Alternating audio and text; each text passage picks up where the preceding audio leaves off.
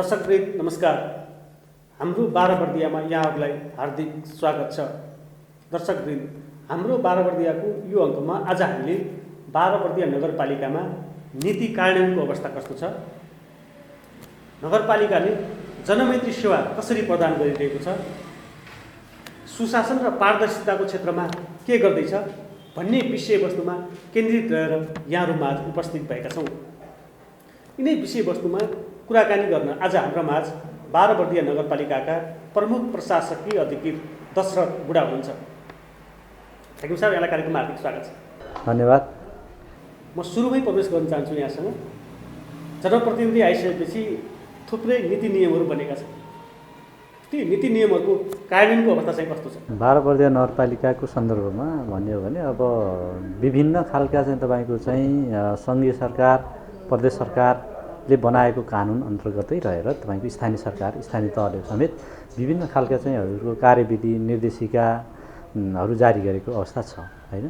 ठ्याक्कै चाहिँ अब भन्यो भने हामीले चाहिँ कार्यविधिहरूको सङ्गालो पनि निकालेका छौँ, कानुनहरूको सङ्गालो पनि निकालेका छौँ। स्थानीय तहको चाहिँ त्यसरी निकालेको अवस्था छ। अब जस्तो शिक्षा, स्वास्थ्यको स्वास्थ्य ऐनको कुराहरू छन्, अब पूर्वाधार विकाससँग सम्बन्धित कुराहरूको, जनशक्ति विकाससँग सम्बन्धित कुराहरूदेखि लिएर विपद व्यवस्थापनसँग सम्बन्धित कुराहरूदेखि लिएर थुप्रै खालका चाहिँ तपाईँको भनौँ न कार्यविधिहरू जारी गरेको अवस्था छ हैन। त्यो हुँदाखेरि तपाईँको चाहिँ 12 बर्दिया नगरपालिकाले जारी गरेको विभिन्न कार्यविधिमा जनप्रतिनिधिहरूको ठुलो भूमिका रहेको छ। यसका साथसाथै यहाँ संलग्न हाम्रो चाहिँ सबै शाखाका कर्मचारी साथीहरू पनि उत्तिकै भूमिका छ। र खास गरी चाहिँ यो कार्यविधि जारी गर्ने सन्दर्भमा हैन, सुशासन तथा क्षमता विकासदेखि लिएर तपाईँको चाहिँ कानुन कार्यान्वयन गर्ने हजुरको चाहिँ तपाईँको विधायन समितिको मुख्य भूमिका रहन्छ। र विभिन्न खालका चाहिँ तपाईँको कार्यविधिहरू विषयगत समिति मार्फतै तपाईँको चाहिँ विधायन समितिमा जाने र विधायन समितिले चाहिँ कार्यपालिकामा पेश गर्ने र तपाईँको कार्यपालिकाबाट चाहिँ तपाईँको विद्यमान ऐन कानुन अन्तर्गतै रहेर हजुरको चाहिँ त्यो कार्यविधिहरू जारी गर्ने गरेको अवस्था छ। र त्यसको कार्यान्वयनको अवस्था हेर्ने हो भने एकदमै चाहिँ हामी 100% नै त्यसको कार्यान्वयन गर्छौँ र गरि नै राखेका छौँ। र यसमा हामीलाई चाहिँ तपाईँको कुनै चाहिँ दुविधा छैन। यो नीति निर्देशिकाको कुरा गरिरहँदा स्थानीय तहहरूले थुप्रै नीति निर्देशिकाहरू बनाएका छन् हैन, तर कार्यान्वयन पक्ष चाहिँ एकदम फितलो देखिन्छ नि। अब शिक्षाको सन्दर्भमा चाहिँ हाम्रो अब नगरपालिकाले शिक्षा ऐन जारी त गरेको छैन हैन। र हाम्रो सङ्घीय सरकारको शिक्षा ऐनलाई भनौँ न टेकेर तपाईँको 12 बर्दिया नगरपालिकाले समेत चाहिँ तपाईँको यहाँ चाहिँ एउटा कार्यविधि पनि जारी गरेको छ। सोही कार्यविधिलाई नै तपाईँको चाहिँ मध्यनजर गरेर हामीले काम गरिराखेकै छौँ। र तपाईँको अरू चाहिँ तपाईँको यहाँ स्थानीय तहसँग तपाईँको हाम्रो नबाजिने के अरे चाहिँ बाजिने गरी तपाईँको प्रदेशसँग सङ्घसँग बाजिने गरी हामीले त्यस्तो कार्यविधि जारी नगरेको अवस्था हुँदाखेरि हाम्रो त्यस्तो चाहिँ अवस्था छैन हैन। यहाँको चाहिँ तपाईँको भइरहेको कार्यविधि मार्फतै चाहिँ तपाईँको भएका गतिविधिहरू एकदम चाहिँ एकदम निष्पक्ष, पारदर्शी हैन र तपाईँको चाहिँ ढङ्गले सम्पादन भइराखेकै छन्। नेपालको सन्दर्भलाई हेऱ्यौँ भने हाकिम साहब, सामान्य आम नागरिकको पहुँचको सरकार स्थानीय सरकार हैन। यसलाई हामीले हेऱ्यौँ भने हामीले दिने सेवालाई चाहिँ हरेक नागरिकले सहज रूपमा त्यो सेवा उपलब्ध गर्न पाउन् भन्ने हेतुले सेवालाई चाहिँ सरलीकरण गर्नलाई चाहिँ के गर्दै हुन्छ यहाँले? अब यो हामीले स्पेसल्ली चाहिँ म 12 बर्दिया नगरपालिकाको कन्डिसनमा कुरा गर्दैछु हैन। हाम्रो नगरपालिका भनेको चाहिँ तपाईँको चाहिँ जुन चाहिँ अब देशभरिकै सबै चाहिँ स्थानीय तह मध्येमा एउटा हो। र 12 बर्दिया नगरपालिकाले धेरै अनुकरणीय काम पनि गरेको छ हैन। खास गरी चाहिँ भन्ने हो भने शिक्षामा पनि एउटा चाहिँ राम्रो काम गरेको मैले देख्छु। र पहिलो चाहिँ तपाईँको चाहिँ अनिवार्य आधारभूत शिक्षा सुनिश्चित भएको नगरपालिका देशभरि मध्येमै पहिलो हो हैन। भनेपछि तपाईँ शिक्षाको सेक्टरमा हेर्नुहोस् त्यस्तै छ हैन। अनि अब स्वास्थ्यको सेक्टरमा भन्नुहुन्छ भने तपाईँको चाहिँ 12 बर्दिया नगरपालिकाले अरूले जारी गरेको छैन, स्वास्थ्य ऐन पनि जारी गरिसकेको छ।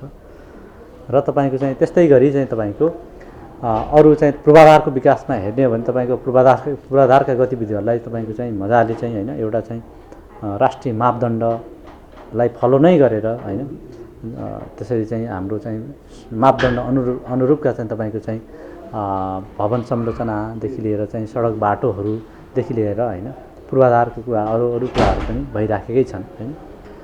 भनेपछि तपाईँको चाहिँ अब यो मापदण्ड कार्यविधिहरू चाहिँ तपाईँको जारी गरेर त्यसै अनुसार भइराखेकै छन्।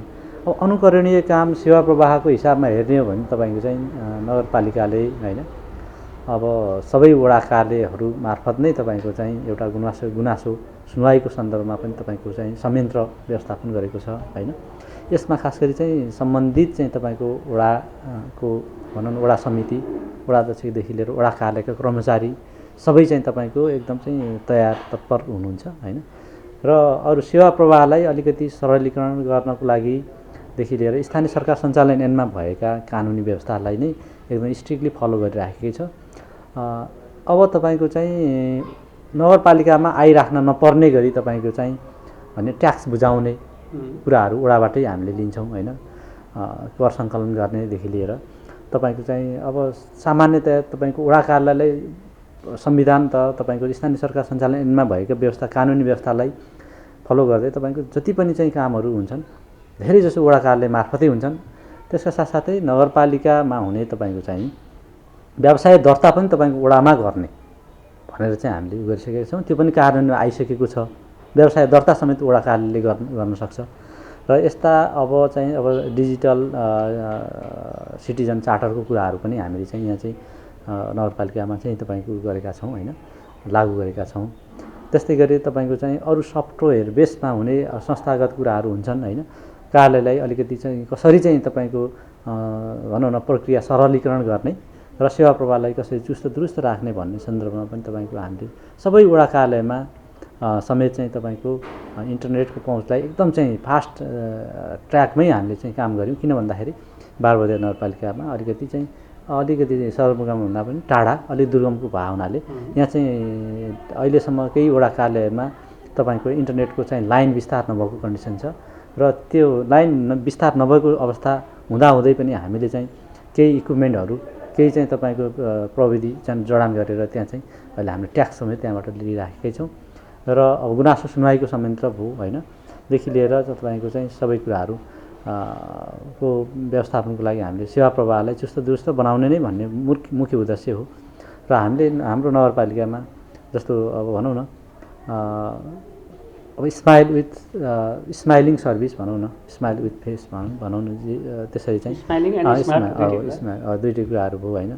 सर्भिस विथ स्माइल फेस भनौँ न एक हिसाबले होइन, मुस्कान सहितको सेवा होइन। र कर्मचारी खास गरी मैले के भन्छु भन्दाखेरि हाम्रो चाहिँ कार्यालय समय र अघि पछि पनि हाम्रो नगरपालिकाको कर्मचारी साथीहरूलाई के भन्छु भन्दाखेरि म र भनि पनि राख्छु पटक उहाँले गरिराख्नु भएको छ। हामीले कुनै पनि सेवाग्राही आयो भने रेस्पोन्सिभ तहले चाहिँ हामीले चाहिँ उहाँहरूलाई चाहिँ तपाईँको सहजीकरण गर्नुपर्छ होइन।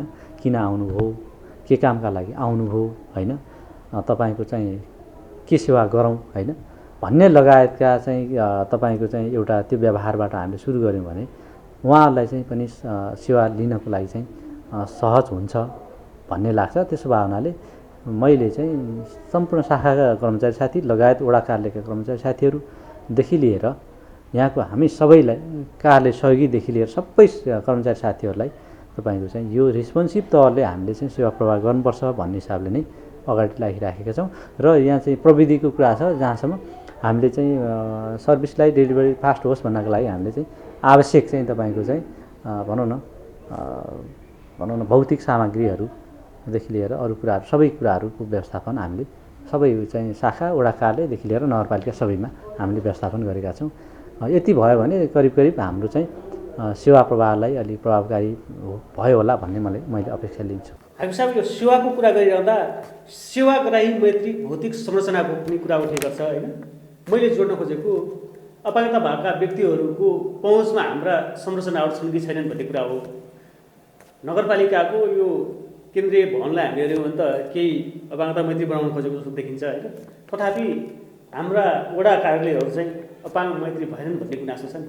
हो एकदमै चाहिँ यो के छ भन्दाखेरि हजुरको चाहिँ हाम्रो नगरपालिका मैले भने हजुरहरूलाई अलिकति चाहिँ अब बजेट अभाव एकातिर छँदैछ र कतिपय हाम्रो वडा कार्यालयहरू अहिलेसम्म पनि हजुरको चाहिँ अलिकति भनौँ न हामी भाडामा बसेर चाहिँ वडा कार्यालय सञ्चालन गरिराखेको अवस्था छ र बनेका संरचनामा समेत चाहिँ तपाईँको एउटा चाहिँ सेवाग्राही मैत्री भएन, अपाङ्ग मैत्री भएन भन्ने खालको एउटा धारणा छ। तर पनि त्यसलाई हामीले मिनिमाइज गर्नको लागि चाहिँ कम्तीमा पनि तपाईँको चाहिँ वडा कार्यालयहरूमा अपाङ्ग मैत्री चाहिँ बनाएको छौँ र तपाईँको चाहिँ वडा कार्यालय अहिले हाम्रै वडा कार्यालय नभएको सन्दर्भमा हामीले वडा कार्यालयलाई रिस्ट्रक्चरिङ गर्ने होइन। अब त्यहाँको चाहिँ वडा कार्यालयको आवश्यकता के हो, अपाङ्ग मैत्री सेवाग्राही मैत्री बनाउने सन्दर्भमा तपाईँको चाहिँ अनि जग्गा व्यवस्थापनको कुराहरूलाई पनि खोजिराखेका छौँ र तपाईँको आगामी दिनहरूमा, आगामी योजनाहरूमा, आगामी वर्षहरूमा हामीले चाहिँ वडा कार्यालयलाई एकदम चाहिँ एउटा चाहिँ भौतिक पूर्वाधारको हिसाबले चाहिँ सुविधा सम्पन्न बनाउने र तपाईँको चाहिँ अपाङ्ग मैत्री बनाउने भन्ने हाम्रो चाहिँ लक्ष्य छ नगरपालिकाको खास गरी। र अब नगरपालिकाको सन्दर्भमा भन्ने हो भने पनि अब हाम्रो यो नगरपालिका अहिले जुन पुरानो संरचना भनौँ न हाम्रो चाहिँ पहिलाको चाहिँ प्राथमिक स्वास्थ्य केन्द्रको चाहिँ जुन बिल्डिङमा हामी बसिराखेका छौँ, तर अहिले वर्तमान सन्दर्भमा हामीले हाम्रो नगरपालिकाको प्रशासनिक भवन बनिराखेको छ। त्यो बनिराखेको चाहिँ तपाईँको हेर्नुहुन्छ भने नगरपालिकाको प्रशासनिक बिल्डिङ भनेको चाहिँ यहाँको चाहिँ प्रशासनिक केन्द्र हो।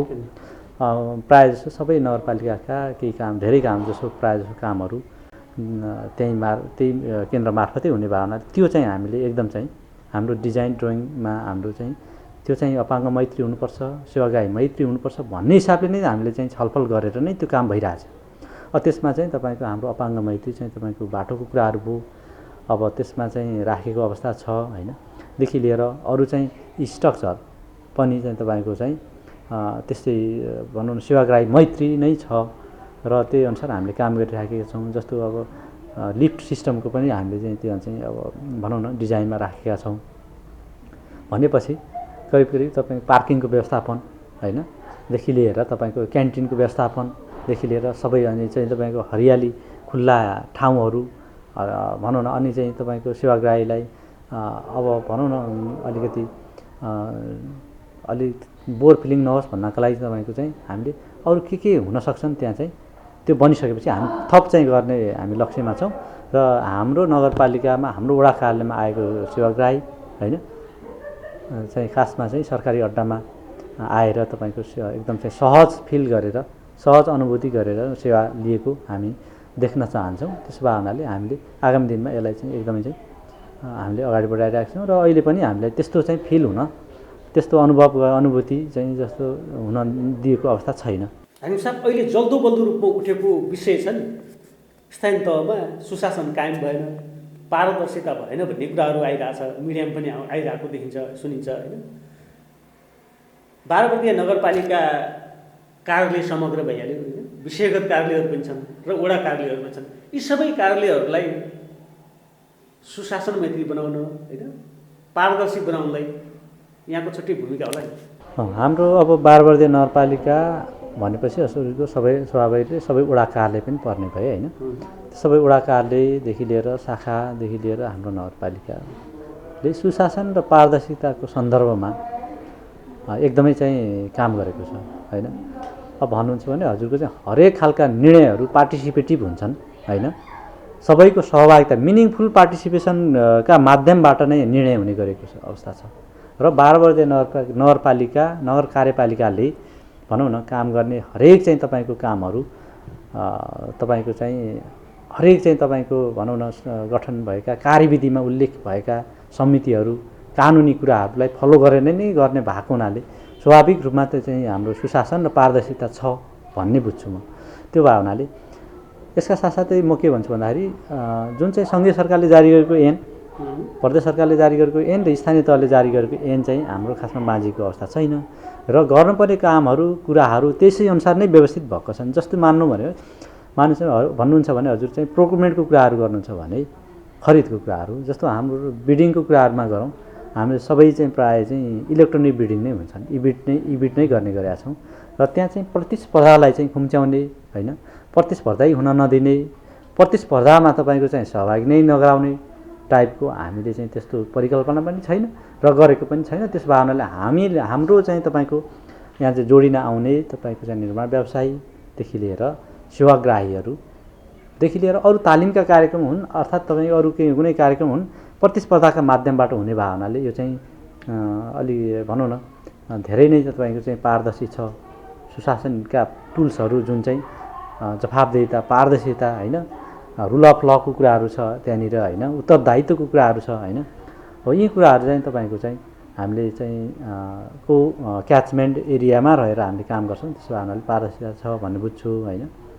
र अरू यसका साथसाथै कर्मचारीले काम गर्दै जाँदाखेरि हाम्रो चाहिँ जनप्रतिनिधिज्यूहरूको ठुलो संयन्त्र छ होइन उहाँले वाचडगको भूमिका निर्वाह गर्नुहुन्छ खास गरी होइन वाचडगको भूमिका पनि निर्वाह गर्ने र तपाईँको चाहिँ उहाँहरू नै चाहिँ यहाँको चाहिँ तपाईँको स्थानीय सरकार को हैसियतमा काम गरिराख्नु भएको हुनाले उहाँहरू हरेक काममा चाहिँ तपाईँको चाहिँ सहजीकरण गर्नुहुन्छ होइन सहजीकरणका माध्यमबाट नै तपाईँको चाहिँ धेरै कुराहरू चाहिँ तपाईँको समाधान हुन्छ र हरेक कामहरू निर्णय गर्दाखेरि भुक्तानी गर्दाखेरि वडा समितिदेखि लिएर होइन सम्बन्धित विषयगत समितिमा छलफल हुन्छ होइन देखि लिएर त्यसपछि बल्ल चाहिँ तपाईँको सम्बन्धित शाखामा चाहिँ तपाईँको रायसहितको चाहिँ तपाईँको हुन्छ र यति भनिराख्दाखेरि चाहिँ प्रोसेस लामो होला ऊ होला भन्ने चाहिँ होइन तर कानुनको पनि तपाईँको चाहिँ एउटा प्रोसेस हुन्छ त्यसलाई अब भनौँ न ड्यु प्रोसेस अफ ल पनि भन्छ कि हजुरको चाहिँ कुनै पनि अब तपाईँको चाहिँ कामहरू गरिराख्दाखेरि केही निश्चित पिरियड त्यसको चाहिँ कानुन अध्ययन गर्नुपर्छ होइन आजको हुने काम भोलि हुनसक्छ तर त्यसको कानुनको निश्चित सीमा अवधि पनि पार गर्नुपर्ने हुन्छ। जस्तो मानौँ हामीले जस्तो हामीले चाहिँ कार्यविधिमा 5 दिने 7 दिने 15 दिने सूचना प्रकाशन गर्नुपर्ने छ भने त्यो अवधि पार गर्नु पर्यो होइन अर्थात् कुनै शाखाको राय लिनुपर्ने छ त्यो शाखाको राय आउनु पर्यो होइन त्यो राय नलिँदै त्यो समयावधि पार नहुँदै होइन हामीले गऱ्यौँ भने कानुन त्यो फितलो हुन्छ र तपाईँको कार्यान्वयन गरेको कानुन पनि कार्यान्वयन योग्य हुँदैन र त्यो ठुलो समस्या निम्तिन्छ विवाद निम्तिन्छ भन्ने नै हो।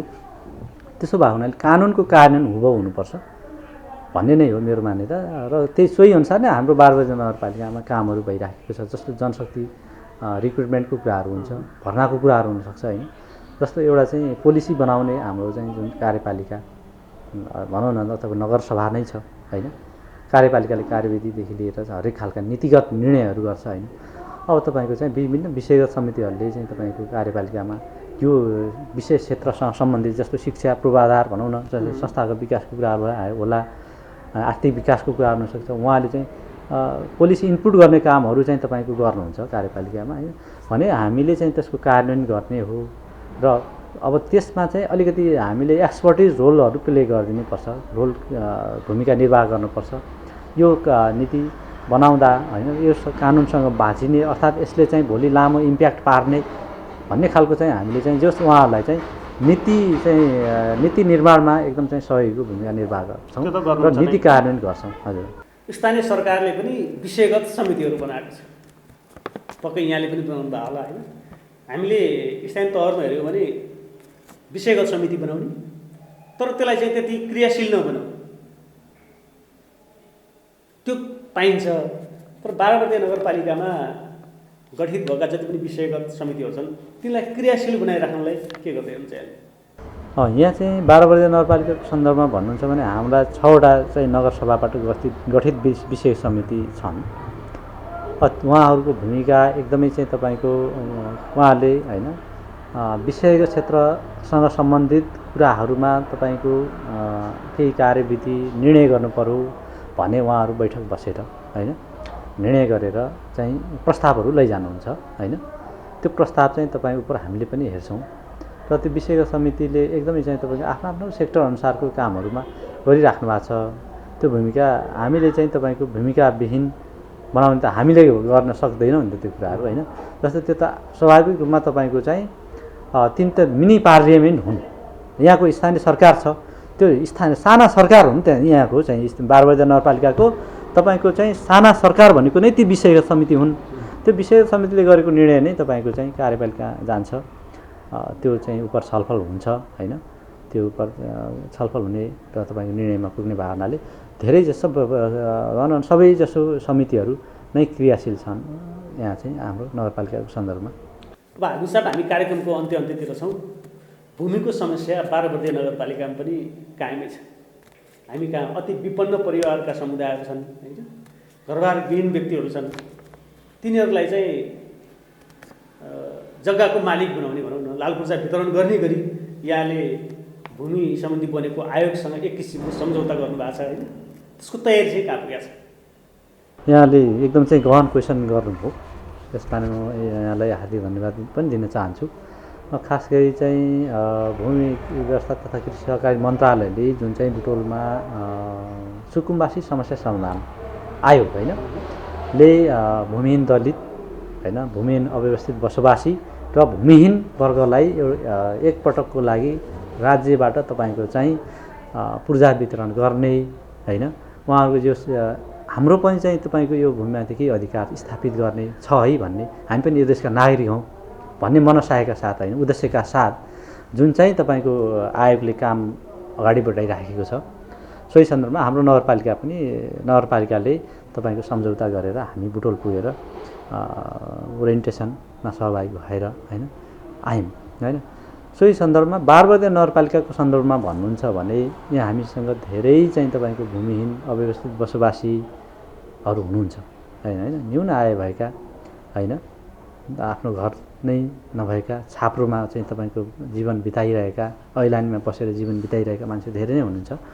त्यसको सन्दर्भमा हाम्रो कामहरू एउटा चाहिँ इकाइ गठन भएको छ, सम्बन्धित शाखा गठन भइसक्यो। त्यो शाखाले चाहिँ आफ्नो काम अगाडि बढाइराखेको छ र सोही सन्दर्भमा हेर्ने हो भने हाम्रो चाहिँ अहिले जनशक्ति भर्नाको लागि हामीले चाहिँ सूचना प्रकाशन गरिसक्यौँ र सोही सूचना बमोजिम हामीले पहिला चाहिँ तपाईँको जनशक्ति चाहिँ लाई हामीले आपूर्ति गर्छौँ।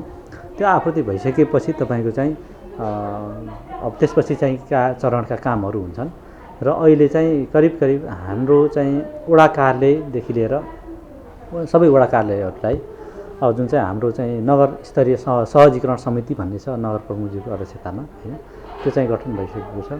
त्यसै वडा अध्यक्षको नेतृत्वमा चाहिँ तपाईँको वडा स्तरीय सहजीकरण समिति पनि हुन्छ होइन। त्यो चाहिँ अब हुन्छ केही समयमा र तपाईँको चाहिँ खास गरी अब हाम्रो प्लान के छ भन्दाखेरि तपाईँको चाहिँ यसमा त्यो जनशक्ति आइसकेपछि नयाँ जनशक्ति हुन्छ, तथ्याङ्क सङ्कलक सर्वेक्षकदेखि लिएर तपाईँको चाहिँ होइन कम्प्युटर अपरेटरदेखि लिएर भनौँ न फिल्ड कर्मचारीहरू हुनुहुन्छ, उहाँलाई हामीले सुरुमा चाहिँ ओरिएन्टेसन गराउँछौँ। जनशक्ति भर्ना भइसकेपछि यस आएको उद्देश्य के हो होइन यसको विषयमा हामीले चाहिँ विस्तृत रूपमा चाहिँ जानकारी गराउँछौँ र तपाईँको हाम्रा वडा सचिवज्यूहरूलाई समेत हामीले एक लेभल चाहिँ तपाईँको ओरिएन्टेसनका कार्यक्रमहरू सञ्चालन गर्छौँ। त्यो ओरिएन्टेसनका कार्यक्रम सञ्चालन गरिसके पश्चात हामीले एकदम चाहिँ लागिराखेका छौँ। यसलाई छिटोभन्दा छिटो हामीले चाहिँ यो समस्यालाई समाधान गर्नको लागि हामीले सूचना प्रकाशनदेखि लिएर हामी सबै तयारी अवस्थामा छौँ। हाम्रो चाहिँ जुन चाहिँ तपाईँको छाप्ने कुराहरूको छ नि त्यो चाहिँ उसमा छापामा गइसकेको छ, फारमहरूदेखि लिएर सबै कुराहरू त्यो जनशक्ति आएपछि गर्ने कुरा हो र यसको हाम्रो यो चाहिँ आफ्नो एउटा चाहिँ योजना भनौँ न सुकुम्बासी समस्या समाधान परियोजनाका लागि तपाईँको चाहिँ भूमिहीन दलित भूमिहीन अव्यवस्थित बसोबासी र भूमिहीन किसानलाई भनौँ न उहाँहरूलाई चाहिँ तपाईँको पूर्जा वितरण गर्ने त्यो समस्या समाधान गर्नको लागि चाहिँ हाम्रो कामहरू अगाडि बढिसकेको अवस्था छ र यसको बजेटिङको सन्दर्भमा पनि हामीले यो एकछिन टेन्टेटिभ चाहिँ अनुमान गरेर चाहिँ अब नगरसभाबाटै नै स्वीकृत गराएर त्यो बजेट खर्च गर्ने भन्ने लक्ष्यमा हामी छौँ। हामीसँग यहाँले व्यस्त समय हामीलाई दिनुभयो, समयका लागि यहाँलाई धेरै धेरै धन्यवाद। यहाँहरूलाई पनि धेरै धेरै धन्यवाद छ होइन यहाँसम्म आएर होइन बारबर्दिया जस्तो धेरै टाढा आएर यहाँले चाहिँ व्यस्त समयका बावजुद चाहिँ यहाँ थोरै कुराहरू यहाँको विषयमा नगरपालिकाको विषयमा जानकारी माग्न आउनुभएको होइन र प्रचार प्रसारको लागि पनि आउनुभयो यहाँलाई हार्दिक धन्यवाद दिन चाहन्छु। दर्शकवृन्द, हाम्रो बारबर्दियाको यो अङ्कमा आज हामीले बारबर्दिया नगरपालिकामा नीति कार्यान्वयनको अवस्था कस्तो छ, विषयगत समितिहरूले कसरी काम गरेका छन्, सेवा प्रवाह कस्तो छ, पारदर्शिता कसरी कायम गरेको छ बारबर्दिया नगरपालिकाले, सँगसँगै जोडिएर भूमिको व्यवस्थापनको लागि के तयारी गरिँदैछ भन्ने विषयवस्तुमा केन्द्रित रहेर यहाँहरूमा उपस्थित भयौँ। पुनः अर्को अङ्कमा बारबर्दिया नगरपालिकाद्वारा सञ्चालित थप विषयवस्तु लिएर यहाँहरूमा उपस्थित हुने नै छौँ। आजको यो अङ्कबाट बिदा लिन चाहन्छौँ। तपाईँ एनटिभी कोलपुर हेर्दै गर्नुहोला। नमस्कार।